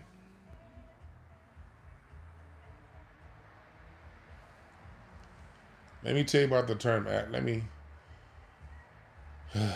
I'm not about to make this a LeBron conversation because we're talking about actual GOATs. We're not talking about what we've gotten since the 2000s is fabricated GOATs. Jay-Z, fabricated. LeBron, fabricated. Let's change the rules. Let's lower the scale and act like this other shit don't exist so we can exalt these clowns that are elevated.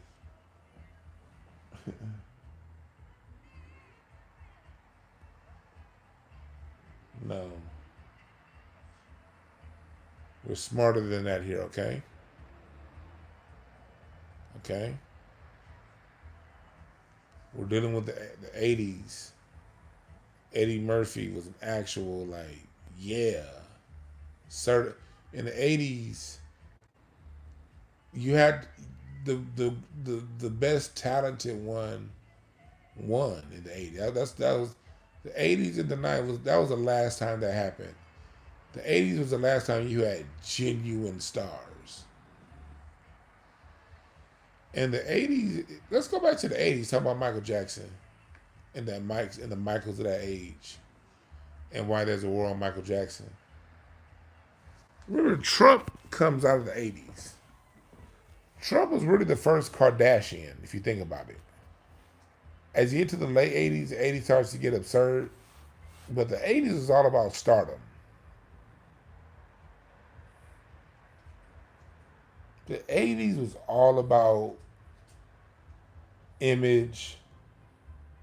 80s is all about grandeur. 80s was the 80s were a time.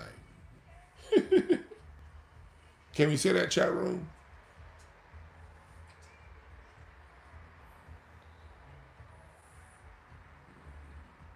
Thank you, Fresco Live. Yeah, we ain't about to do all that. That's very low vibrational conversation, Fresco Live. You on point, my brother. But the 80s, yeah, you have real singers. You didn't have these tools that could alter your voice.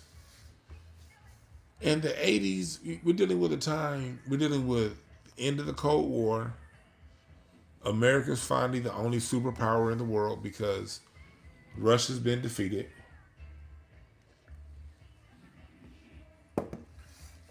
Everything was big in the 80s. Even the hair was big. Big ass bouffants and shit. The 80s were extra. Appreciate the LO. The 80s were real extra. Can we is that safe to say, chat room? The 80s was extra out? Is that safe to say? Yeah, 80s was Jerry curls. 80s were absurd.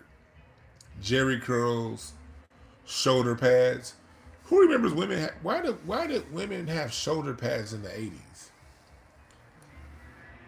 Who y'all remember the Murphy Brown shoulder pads?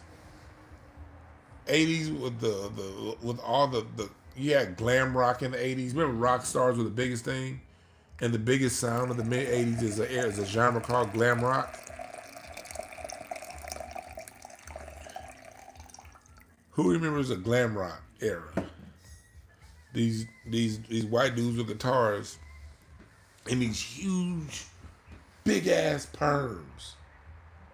Yeah, Patti LaBelle, shags and mullets everywhere. The 80s were fucking terrible. The Howard Hewitt shags, the Huey Lewis and the News mullets. Like only the 80s, the 80s is the only decade in human history that would say, hey, I think it's going to be cool to shave off the sides of my head and leave this long hair in the back. Yeah, and that's going to be considered cool. Yeah. White men had perms.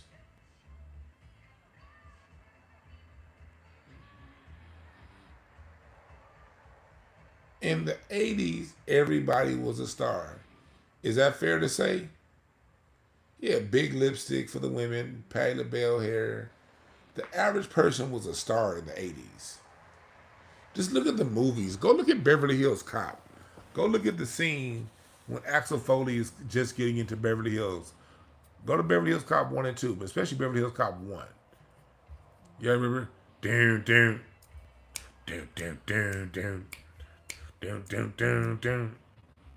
Y'all remember that. And Axel just going through Beverly Hills. You see the big glasses, the big hair. That's what the 80s was all about. Dynasty, right. Falcon Crest. Dallas. The 80s were big. Yeah, the Pointer Sisters. If you want more jump. Lionel Richie, Madonna, Diana Ross was still big in the 80s. The 80s had stars, man. Boy George was a star. Shit, Michael Keaton, Mel Gibson, Bruce Willis. And the 80s had stars in acting. It had stars in news.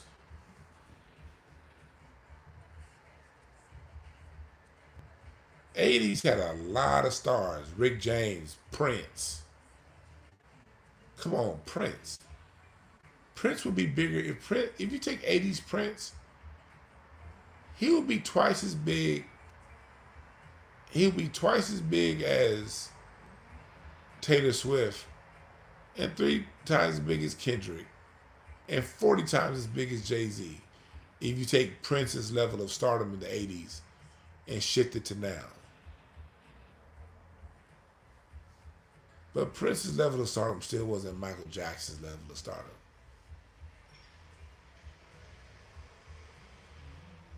You're right, Geraldo. Whitney Houston, yeah. Showtime Lakers. Remember the '85 Bears and Super Bowl Shuffle?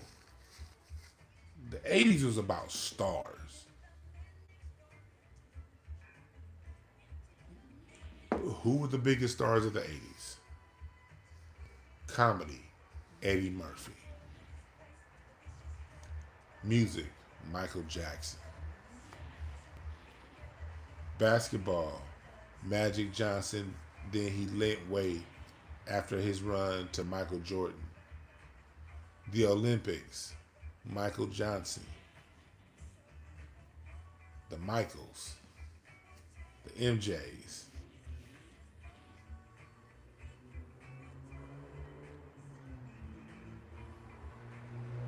Yeah, Bo Jackson. You see how there's like a common thread between these names? Bo Jackson. Bo Jackson was bigger than Michael Jordan. Bo knows. Bo Jackson, Michael Jackson, Michael Jordan, Michael Johnson, Michael Jackson, Magic Johnson, Michael Johnson. This is Jordan. This is these J last names. I gotta look into the cards on those names. I gotta pull the cards up. We're gonna do a Patreon on the cards of those names. Cause it's just that's just Bo Jackson, Michael Jackson, Michael Johnson, Magic Johnson, Mike Tyson, Michael Jordan, Mike Jackson.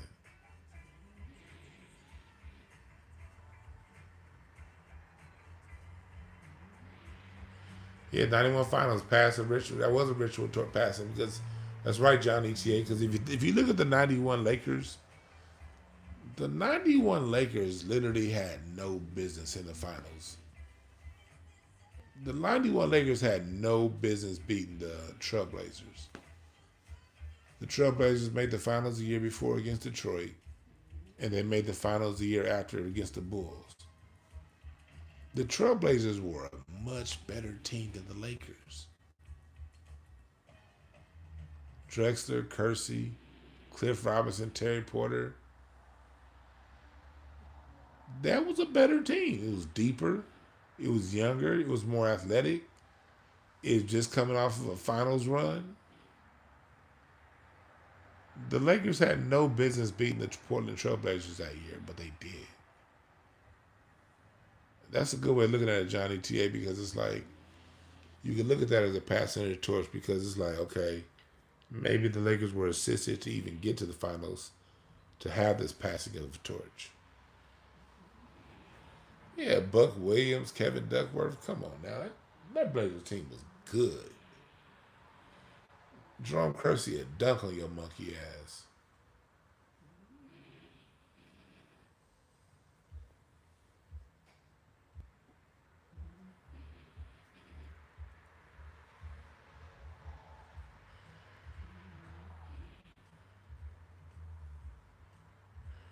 Yeah, FloJo. But yeah, FloJo was a big star. With the J last name, I can see that.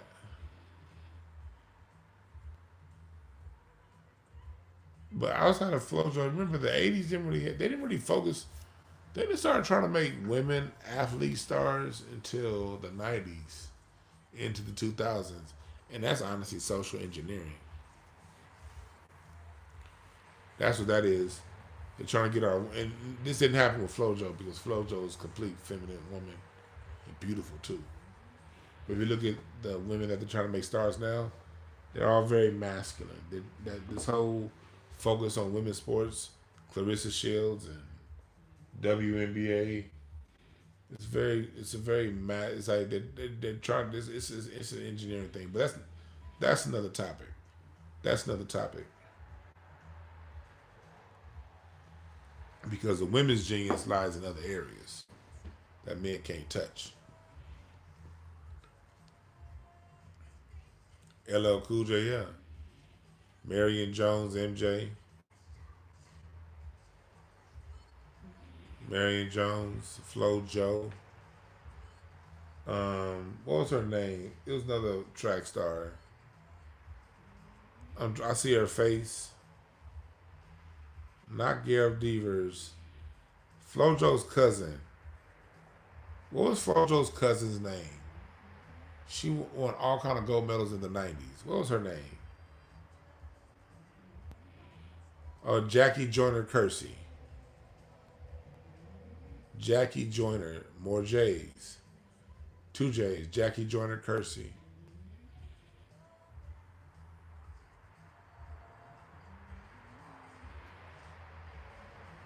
J's. The Jacobites. The Jesuits. But you know the Jacobites. History teaches us, if you read the books old enough, they'll tell you about, and Dr. Clyde Winters teaches us this. I learned this from Dr. Clyde Winters about the Jacobite rebellion. The Jacobites were swarthy people in Europe. If you read about the Jacobites and the Jacobite rebellions, those were uprisings of melanated people in Europe in the 1600s. Go look up the true history of the Jacobites and find descriptive terms from that time of them. Don't listen to this. Don't read descriptive terms of the Jacobites in anything written after the 1900s. You have to, and I have some books, but I can't think of these books because I've been drinking my wine. But there's one book in particular, I just can't think of it right now, but it was written like in the 1600s. And they described the Jacobites at that time. Yep, they were swarthy people.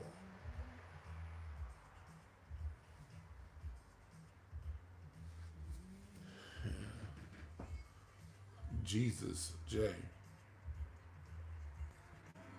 I don't know. I don't know the answers to that. I'm going to look into it, though.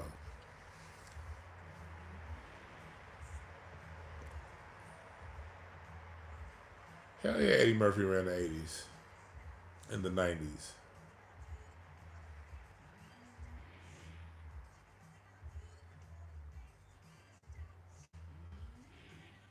You said Flojo's mom worked at the YWC on Vernon? Oh, that's what's up. I didn't know that.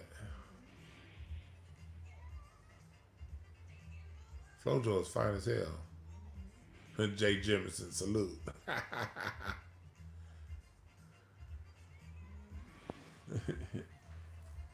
You got two J's too.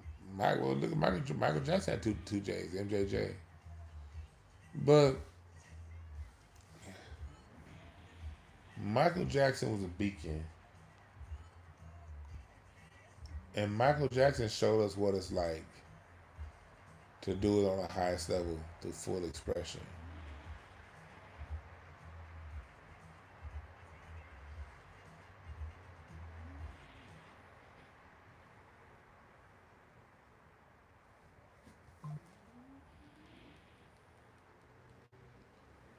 You dig? There was a war on Michael Jackson because of what Michael Jackson represents. If you pay attention and then you see his expression on how. Look at you can honestly say, 80s is a time of also mega pastors, televangelists. The 80s was the rise of the televangelists. The major preachers, Jerry Falwell, Kenneth Copeland, Kenneth Hagin. The 80s was all about mega pastors, right? 80s was like the zenith of Jesus. Maybe the 90s. 80s was when like the Jesus stuff got was nationwide. TBN, you know. I remember my mom used to watch TBN. 80s had all these preachers and Jesus was everywhere in the 80s. But Michael Jackson, if we're gonna tell the whole truth, was bigger than Jesus when he lived. Is that fair? Because Michael Jackson had transformative powers in land. Jesus wasn't the religion. Michael Jackson had all the Jesus countries on lock. Any country, he had all the countries that celebrate Jesus, from Argentina to the United States. Michael Jackson had the Jesus countries on lock. But Michael Jackson also had countries that didn't worship Jesus. Michael Jackson had Muslim countries on lock. He had atheist countries like Russia on lock. That's why that song "Stranger in Moscow," Dallas Austin said this is the part of that Dallas Austin interview that I did see. Dallas Austin talked about how on "Stranger in Moscow," um, Michael Jackson was basically given shelter by the Russian government to get away from all the pressure of America. And they were an atheist country.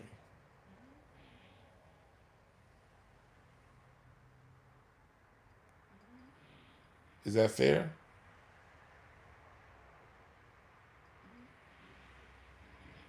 Yeah, Michael Jackson was bigger than the Pope. Cause think about it. They could draw the same crowd. Think about it. And the Pope was big. Pope John Paul, what was his name? Pope John Paul II. That was his name. In the 80s, Pope John Paul. Oh no, I remember it was Pope John Paul, but I forgot which one. But Pope John Paul was some big shit. But can you say that the Pope drew a bigger crowd than Michael Jackson? Michael Jackson could just be sitting at a hotel. Michael Jackson would shut down a neighborhood. Michael Jackson would shut down a neighborhood when he showed up to a hotel.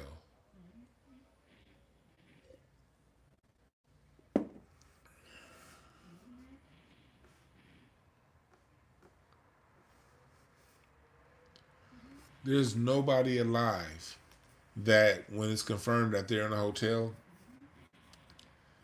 that so big of a crowd gathers that the street shuts down.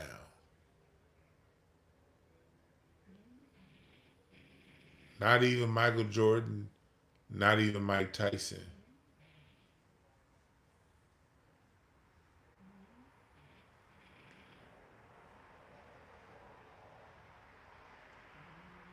That's a good one. The Mets of MJ, Moses, and Julius 1983 championships. That's yeah, yeah, yeah.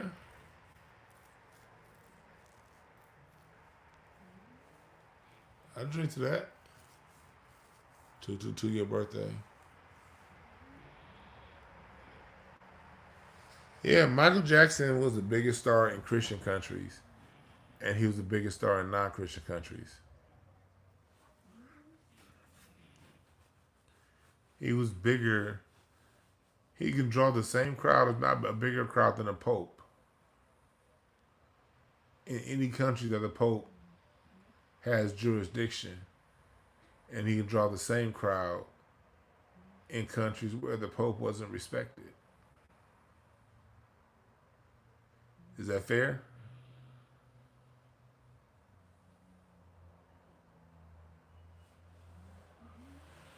And Michael, let's think about this for a second. Michael Jackson did all that.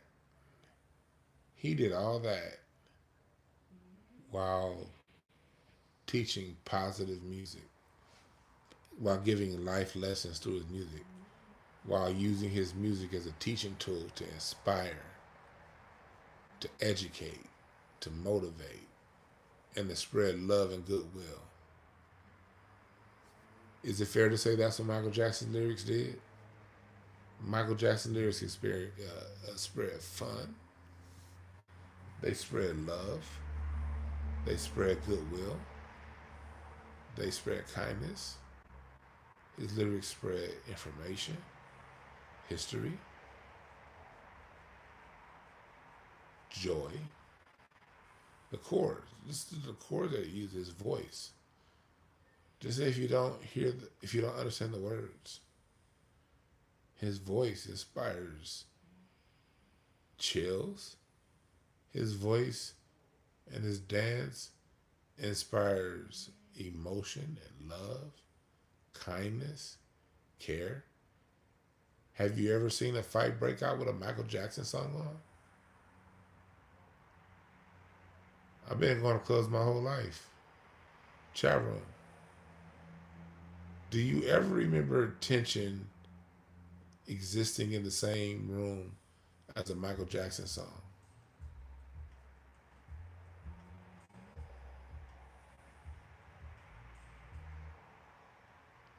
Chat. I know my experiences, but I can't speak for y'all. I cannot speak for you. I know my experience. And to the best of my memory, I don't remember being in a tense room while Michael Jackson was playing. I've been in rooms that were tense, and then a Michael Jackson song played and broke the tension.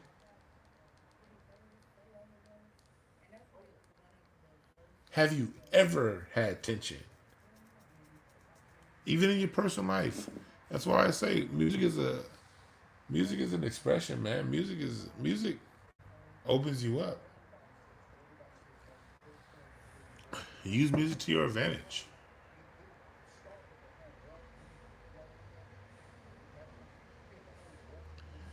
Yeah, same thing with Tommy Dog or George Clinton, Earth and the Fire. They all made music. My Mount Rushmore, my four go-tos in music, for my mood and all that, my four go-tos are Stevie Wonder, Michael Jackson, Earth and the Fire, and Parliament.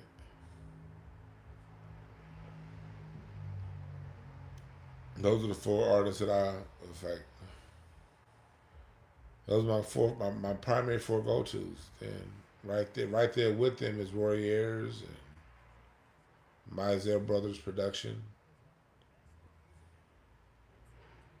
Because music has a vibration. And Michael Jackson gave us that. So even if you didn't understand a word Michael Jackson was saying, I'm sure a lot of y'all heard what I said before, but like, person number one, if I like introduce something to you tonight that you had a perspective you haven't seen with Michael Jackson's lyrics,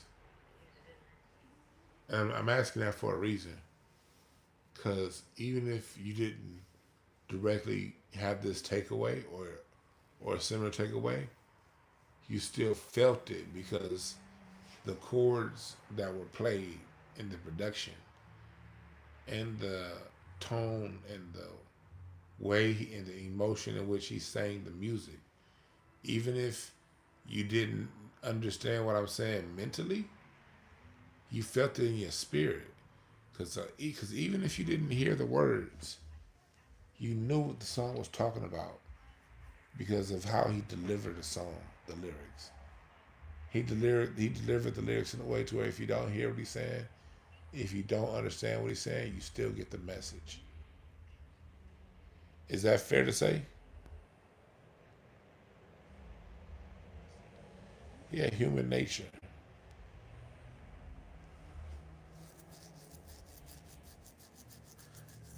I only went through a fraction of his songs tonight. Way more to go through, but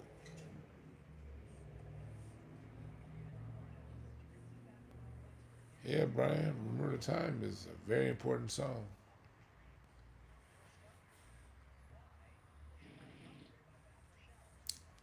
Rocky over here snoring and shit. Hey, Rocky, you good? Look at Rocky like, yeah, nah, nigga, I'm chilling.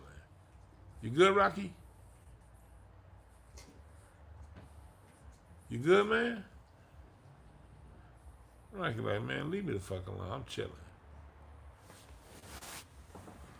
Rocky like, I'm chilling. Yeah, Rocky been sitting here the whole time. I've been out now for what, 2 hours?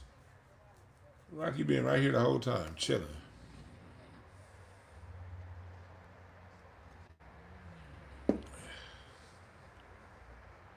Yeah, Rocky done been here before. Rocky, see, this the thing though. 3, 4 in the morning, Rocky gonna be wide the hell awake. I'll be knocked out, and I hear Rocky scratching his nuts because he make a certain sound when he scratches balls. So about 4 in the morning, Rocky gonna be wide the fuck awake, scratching his balls.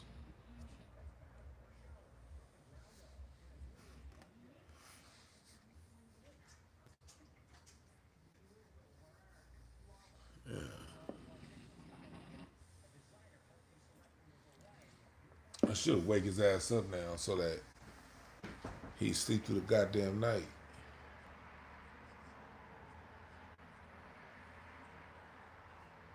But that's true. He be up doing his job watching over. Cause he be up looking right at that door.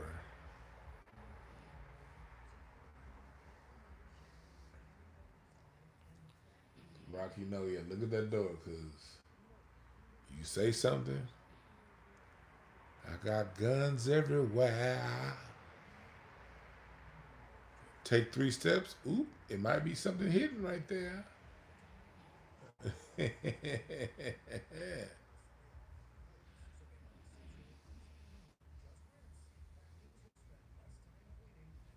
But yeah, but did tonight make sense about the war on Michael Jackson? You got to kill his character. You cannot allow something that powerful to just exist in a corrupt world.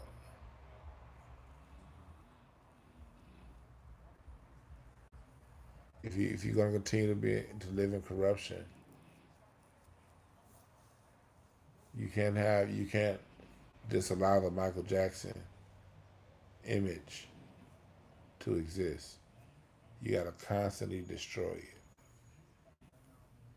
Because if you leave his image alone, because the truth needs a lie needs constant defense. The truth can just exist. A lie needs to be defended over and over and over and over and over and over.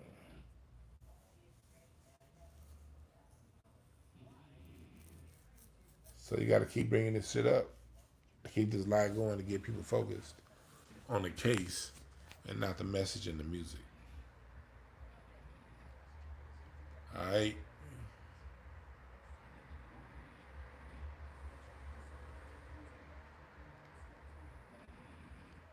That's crazy, Brian.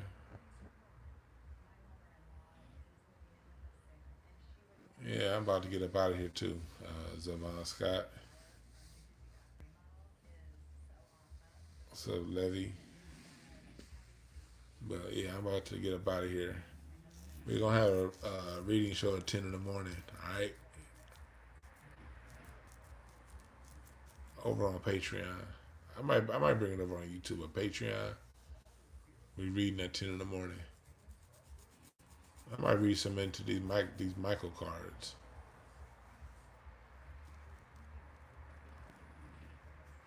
Alright.